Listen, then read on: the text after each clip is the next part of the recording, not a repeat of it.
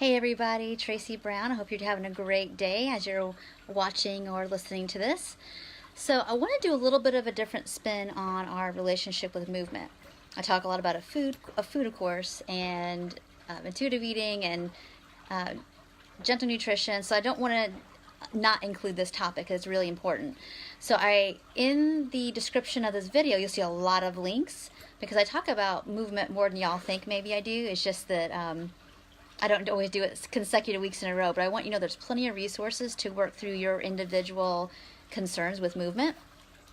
I actually need to also do another video on exercise hesitance because I think it's pretty natural and it's pretty normal to have exercise hesitance when we've not had such good experiences in our bodies or moving our bodies. Maybe we've become injured from moving our bodies. And that causes the hesitance, or there's all kinds of reasons, and honestly burnt out from moving. That's one of the reasons why oftentimes I push myself so hard with exercising or being in the gym to try to make my body manipulated essentially, that I'm just so my body actually recoils at the idea of possibly sweating or feeling some exertion because it feels like I'm going to hurt myself again or I'm going to starve myself again. You can have real fear of that because of using movement for what it wasn't intended to do. So anyway, there's a lot of links about some of that topic, and I'm going to make some more videos about that specific topic as well. But today, this was a reader question, and I typically hold these for Fridays, but I thought I'd go ahead and do this today because I think it's important. So I have a person who asked me, I recognize that I really don't need to do more than I'm doing to be healthy and fit.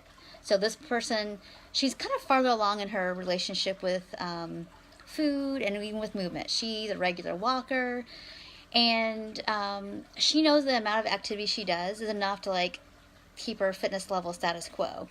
She's not going to radically change her body, not going to be running marathons anytime soon, but she's a regular walker. She does some stretching, occasionally does some weight training, whatever. And she knows, that feels enough for me, really.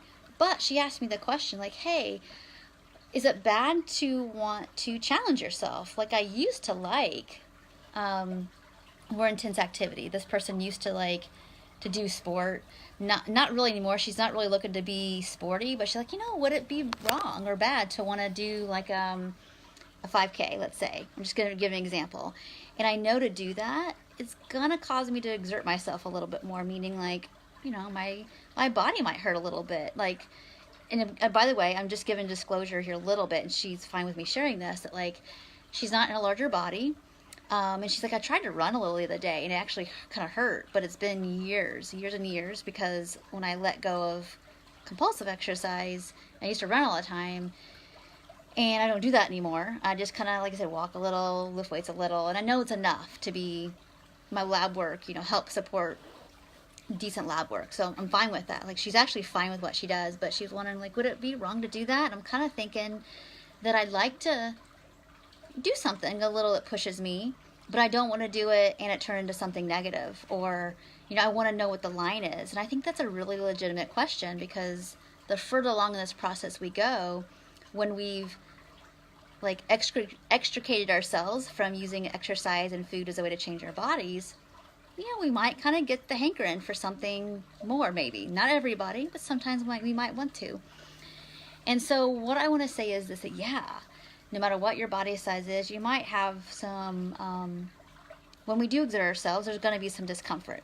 That doesn't mean that you're purposely trying to change your body, and I just want to reassure you that. But it's always about keeping your thumb on what's the motive and the intent of me doing this exertion. Is this about body change, or is this about normal? When I go to run again, let's say if you're gonna want to run and your body's capable of that and you kind of like it, my ankles might hurt a little bit because I haven't run in 10 years, or my legs might hurt the next day, and to rest in the assurance that if your motive is not about hoping this is going to make you lose weight, it's just about an activity to do that could be fun, and and that you might have a sense of accomplishment with doing that. Not in like, oh, I'm such a good person because I ran a half a mile today. It's like, that felt really good to like push myself, and now I'm going about my day, and I don't think any more or less of myself because I just ran a half a mile. But it just was a moment there of like, oh, that felt good, and then you move on. You're probably in the I call it the safe zone, which is like, this is just something that a human being could do, possibly if I have the capability of doing it. That's the way I look at it. So I do this video for those of you out there that are wondering, like, can I ever do sportier things again if my body's capable? Now, I know those of you watching who might have conditions where your body can't do that because of injury, because of age, because of, let's say you have fibromyalgia or some kind of autoimmune thing, and or maybe you're in a period of time where you're just like, I'm not there yet. I don't even want to be there. It doesn't mean that like you're missing something if you don't ever get to this point, or your body can't do it because of limitation. It doesn't mean you're missing out if you don't get to this stage of recovery. It's just something that's a possibility for some people that they might get there. And just want to make sure you know that those experiences are all, I just want to normalize all that it's possible that you could have those feelings again of wanting to do something that's a little more exerting. It doesn't mean that it has to turn into something negative. It could just mean it's important to navigate that in as healthy a way as possible. So I just want to put that out there to you, that it's all about intent. It's all about watching your motive. It's also about being present in it and noticing what comes up for you if there's anything more you need to work on around it. So I hope that's helpful. I am going to do another video. I might as well do it in 2 days. I will. I guess I'll make this the week around our questions and concerns about having a free relationship around movement, whatever our capabilities are. So I think the next video this week will be definitely about like hesitance. And I'll also talk about grieving, when our bodies just maybe can't do what they once were able to do. I think those are all really important things to navigate in this process. So thank you so much. If you have any questions about any of those along the way as you're thinking about it, please message me, send me an email, whatever feels good to you do. And please check out the rest of the links. They're all, no video I ever do is the same. So I mean, there might be similar themes, but I always go into different nuances of it because I think that's all really important. So please check those out as well.